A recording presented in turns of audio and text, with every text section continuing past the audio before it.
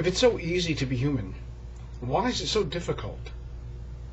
If the complexities of just being alive are so simple, why do we encounter so many problems in just going about our daily activities?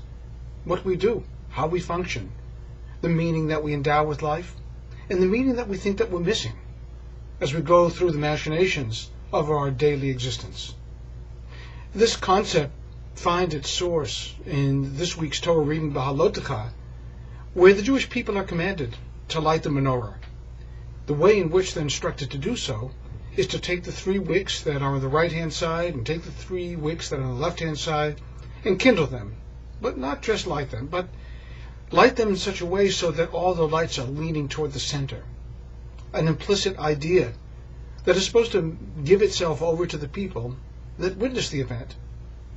That it's not so much that we're individual flames flying in the wind, as much as we are arrayed around the central force that matters so much to our life, is supposed to endow our actions with meaning.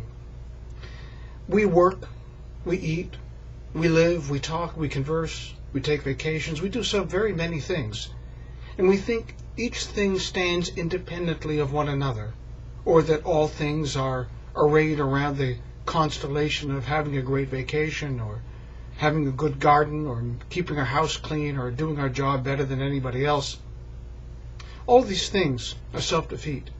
All these things are, in the words of Kohelet, Ecclesiastes, vanity. Instead, we're supposed to be leaning toward the center.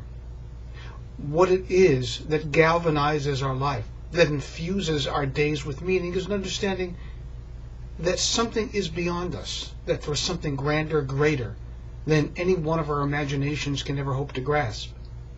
And the Torah tries to bleed this gently into our consciousness, telling us to lean toward the center, telling us that there is a God in the universe that cares intensely about what we do, how we feel, how we act, how we speak, how we dress. Everything about us matters. Behalotecha, as you kindle the lamp, you are the individual light. And it's the light that leans toward the center that matters most of all. We're told at the end of the lighting ceremony that Aaron did so. That's what the Torah says, Aaron did so. Is it necessary to really state this? But yet the commentators on that very verse say that not only did Aaron do so every day, he did so every day with love. He did so every day as if it were the very first time he were doing so, not tiring of the fact that he was doing something that was for the sake of God. Maybe the greatest thing in the world, perhaps, is the simplest thing in the world, that when we take actions, we do so in a right-minded way, that we do so with the intent of doing it not for the glory of self, not for the best vacation or the cleanest house, not for the biggest, grandest car or the cleanest office, but simply for the sake of God, leaning toward the center. And you know, in every synagogue there stands one light that has no off switch.